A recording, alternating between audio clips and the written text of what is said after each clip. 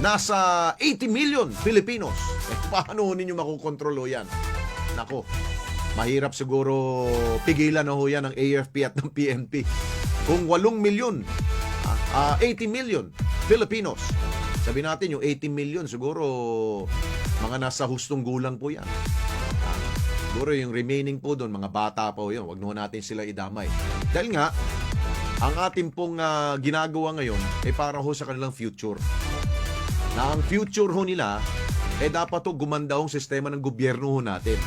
Pero kapag walang ginawa ang kanilang mga magulang at kanilang mga nakatatanda sa kanila, dahil pinabayaan natin, dahil nagkamali tayo sa pagpili dito sa ating po mga opisyal, baka bandang dulo, itong mga batang na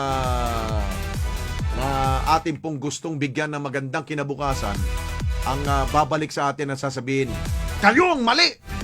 Di ba? Yun ang masakit. Wala kayong ginawa para sa aming kinabukasan. Ayun. Yun ang masakit. Lahat pa naman ng mga magulang ang gusto natin sa ating mga anak, sa ating po mga susunod na mga henerasyon, maganda po ang kanilang susuunging buhay. Di ba? Wala naman sigurong magulang na ilalagay mo sa alanganin ng inyong mga anak, mga susunod na henerasyon. Laging for a brighter future. Paano natin makakamtan ang kanilang brighter future, itong mga ating po mga next generation, kung tayo mismo ay hindi nagbibigay ng tamang giya sa kanila? Tulad yan, pagpili sa mga maling mga opisyal, ayun, mali kagad yun. Kung tayo po'y pumili ng tama at hindi po tayo naging pumipili lamang dahil sa utang na loob, talagang babalikan ho tayo ng ating pong mga kabataan. Okay, nasa linya ngayon po si Major Philip Ines, siya pong tagapagsalita ng Manila Police District. Hingi tayo ng update sa kanya. Major Philip Ines, magandang hapon po sir. Alex Santos po, welcome sa Radyo Agila. Yes, Sir Alex, isang maulan, ngunit papagpalang hapon po. Ganun din po sa mga nanonood at nakikinig sa inyong programa ngayon. Opo, kumusta na po at asa na po yung mga inyo po mga nadampot kahapon na nanggulo po dyan sa Mendiola, sir? Yes, Sir Alex, nasa kustudiyan po sila ng Manila Police District kung saan po yung ating pong huling bilang dito sa mga naaresto natin ay nasa 216 po at inaasahan pa po natin madaragdagan ito. Yung 127 po dito ay mga adult at yung 91 po dito mga minor. Okay, yung minor sir, alam natin yung mga adults po talagang meron po silang sarili pong detention center. Doon po sa mga minors, paano ho natin sila tinitreat po dito, sir? Yes, yung pong mga Women's and Children Protection Section po ang nag-handle sa kanila. At alam naman po natin yung ating pong mga procedure na ginagawa dyan. At ito pong mga minors na ito, mag-undergo po sila doon sa determination ng discernment. At pag napatunayan po natin na sila po ay alam nila po yung ginagawa nila, ay mananagot po sila sa batas. Oho. Based on investigation, sa pagtatanong ho ninyo dito sa mga minors, nabanggit po ba nila kung bakit po sila gumawa ho niyan at ano nag-udyok sa kanila, sir? May nag-utos ba ho sa kanila? Una-una po, nalulungkot po tayo doon dahil nakita naman po natin na itong mga grupong ito mas pinili po nila na manggulo, manakit, manira at panunog po ng mga gamit po ng ating gobyerno at ng mga pribadong individual po. At sa atin po, nalaman lang din po natin na ito pong mga iba po nating nakausap base po sa account nila. Opo. Ito po yung mga miyembro ng mga tinatawag po natin na mga hip-hop na gangster. Hip-hop? At na-influencean po sila nung sinasabi nila ng isang rapper na personality na hindi ko muna po babanggitin. Yun po yung mga nakuha lang po nating initial na impormasyon po. Oho. Pag sinabing hip-hop gangster o group, ano ito? Kumbaga, yung rapper ay idinaan ho niya sa awit yung kanyang paghihikayat na manggulo, parang ganun, sir? Tinitingnan po natin yung Sir Alex kasi meron po tayong mga nakita din na online na yun nga po, nanghihikayat siya nitong mga kabataan na sumama doon, magsuot sila ng mga kulay itim na damit, ng mga bonnet, at yun po yung tinitingnan natin. At paiimbestigahan po yan, magkakaroon po ng investigation niya, titignan natin kung talagang meron pong sapat na basehan para sampahan po ng kaukulang reklamo itong tao na ito. Na-reach out nyo na po ba itong sinasabi ho ninyong alleged rapper na naghimok po sa ito sa mga kabataan Nakausap na ba ho ninyo? Naimbitahan ho ba ninyo sa inyo pong tanggapan, sir?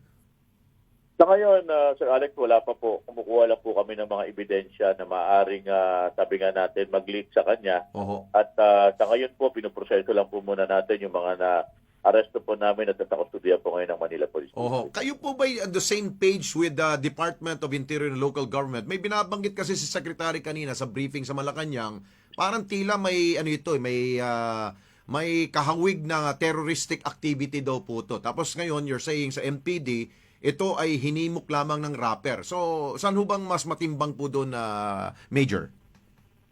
Saan din po, nakita muna po natin yung hayagang paglabag dito mga individual na ito, kung saan nga po kaya po natin sila inaresto. Opo. Ipinaputupad po natin dito yung pinakamataas na antas ng pagtitipi o yung maximum tolerance at nakita naman po ito ng ating mga kababayan. Yes. Pero yung pong hayagan na nila na ginagawa nga paglabag sa batas, pananakit, paninira po, at marami pa pong iba, wala na po tayo magagawa doon kung hindi ipatupad po natin ang batas at arestuin po natin itong mga taong ito. Opo.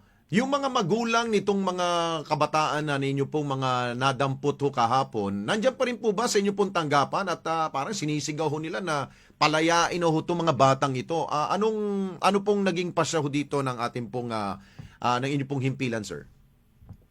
Unang-una po, dinadaan po natin ito sa proseso. At ang sa atin po dito, siyempre po nakikita naman natin na yung proseso po nito ay titignan natin kung talaga meron po talagang, hayaan po natin magpasya dito yung ating piskalya. Opo. Kung meron po talagang basihan o higting bigat yung mga ipapile po namin reklamo laban po sa kanila. Pero sa ngayon po, naiintindihan po natin yung mga magulang nila na sabi nga natin po, panawagan na rin po ito para sa kanila. Nabantayan po nila yung kanilang mga anak. Nakita naman po natin kung ano po yung mga ginawa nitong mga individual nito. Kahapon po, dito po sa may area po ng Ayala Boulevard Corner Romualdez at dito po sa may area ng Mindiola at dito po sa may area po ng Recto. Yeah. Oho, medyo talagang natunghayan po yan ng taong bayan, no? Talagang parang yung discernment po, parang alam ho nila kung ano yung ginagawa nila, no? Talagang nananakit. Kumusta po yung mga pulis po natin, sir? Mga kabaro nyo, sir? Kumusta pong kanilang kalagayan? Yes, Sir Alex, ang huli po nating bulletin, meron po tayong 95 na PNP personnel po ang nasugatan dyan. At yung 17 po dyan, base po dun sa mga record po ng ating medical officer, ay nandito po sa iba't ibang ospital. At meron din po tayong dinala sa Philippine National Police General Hospital. At yung iba naman po ay nabigyan na po natin ng mga paunang medical attention. Oho. Wala naman po malubha, sir? Wala hong nakatanggap ng mas matindi pong pananakit na galing po dito sa mga protesters? Nakita po natin, Sir Alex, meron po talaga nakita tayo ng mga kinatahing mga sugat ng mga kapulisan natin. Pumutok po yung ulo, may mga sugat po. Ito po yung mga pinala po natin sa mga iba't ibang ospital. Oo. Meron ba kayong nakita na kailangan pang mas pag-ibayuhin pa ng ating po mga crowd control, yung mga pulis na inyo pong pinalalagay po sa front? May kulang pa ho ba silang na gamit? Kompleto naman ho sila, sir, no? May kalasag sila, may mga helmets. Ano pang kailangan nun sila, sir? Para in case na, alam mo, nakakatakot kasi yung trabaho talaga ng pulis, sir, no? Nakita po kasi natin, sir, yung ating maximum tolerance. At kahit ano pong ginagawa nitong mga individual na ito na nananakit na yung pulis po natin, nag-hold on the line po sila. At sa atin po, hindi po tayo nagkulang ng paalala. Patuloy po natin pinaalala ng mga araw na yun na wala pong pagpigil sa atin. Dito po sa ating mga kababayan na magtitipon-tipon dito sa Luneta. At nagpapasalamat naman po tayo dyan. Nagkataon lang po at nalulungkot po tayo dahil may mga grupo po na pinili na manakit, manggulo at manira po ng mga gamit ng gobyerno at ng mga individual po. Ayun. Meron na ho ba tayong extent ng damage po ba? Na ano na ho ba ninyo? Na account na ho ba ninyo, Major? Kung ano po yung mga nasira po mga gamit ng gobyerno? Initially po, nakita po natin doon, yung sinunog po nila na container truck doon. Meron din pong 3 motorcycle. Yung establishment po ng isa hotel doon. May meron din po tayong mga mobile car na binasag po nila yung salamin. Saka po, ito pong opisina ng DMFB natin ng 2nd Battalion, niransak po nila. At marami pa pong iba, ina-account lang po natin yan. At lahat po yan ay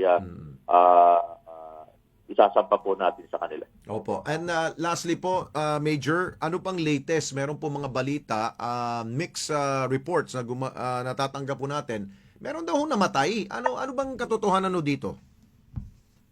Pinapakonfirm lang po natin dyan at pinapacheck natin kung ano po, kung meron man po, ito po ba ay related dito po ba sa nangyaring lali o sa iba pa pong mga occasion nito. Ang sa atin lang po dito, wala pa lang po tayo natatanggap na formal report tungkol po dito. Ayun, dahil sabi, sinaksak daw yata. Hindi natin malaman. Ito po ba ay side ng protester ba ho yung namatay? Ano ba yung initial na natanggap po ninyo? Ito po ba ay mga mga peace loving people po ang ibiktima? Sir, wala pa lang po tayong Wala formal na natatanggap na report tungkol po dyan. Kung meron man pong gano'n, maglalabas po kami ng report at ipapaalam po natin sa ating mga kaibigan na mamamayan. Opo. And lastly po, Major, ano po ang mga tagubilin nyo po sa inyo po mga tauhan sa pagbabantay po dyan po sa seat of government natin, especially po sa Malacanang? Kumusta po ngayon? Hindi ba masabi natin na parang garrison na po yung Malacanang na todo bantay kayo ngayon dahil po dito sa threat? Binabantayan, meron mga binabantayan po talaga tayong lugar dito sa lungsod ng Maynila. Hindi lamang po yung doon sa malapit sa Malacanang, kundi Opo. dito po sa area natin, sa may US Embassy at sa mga iba pa pong lugar. Ang sa atin po dito, mapanatili po nating maayos, kalmado at panatag po yung ating lugar dito sa lungsod ng Maynila. At yun naman po ang ating pakiusap dito. At sabi nga po ng ating ama ng lungsod ng Maynila, panatagin po natin ang ating mga sarili. Ang pulis po ay nasa top of situation. Makakaasa po kayo, Sir Alex, yung mga kababayan natin dito, na lagi po natin itataas po ang ating kalasag. At iumang po natin ang ating tabak laban po sa manliligalig at balak manligalig ng ating lugar. Okay, well said. Thank you so much, Sir Philip, Major Philip Ines. Thank you, sir, sa time at sa inyo pong serbisyo, sir. Salamat. Maraming salamat po, Sir Alex, at magandang hapon. Salamat po. Si Major Philip Ines, ang tagapagsalita po ng Manila Police District o MP.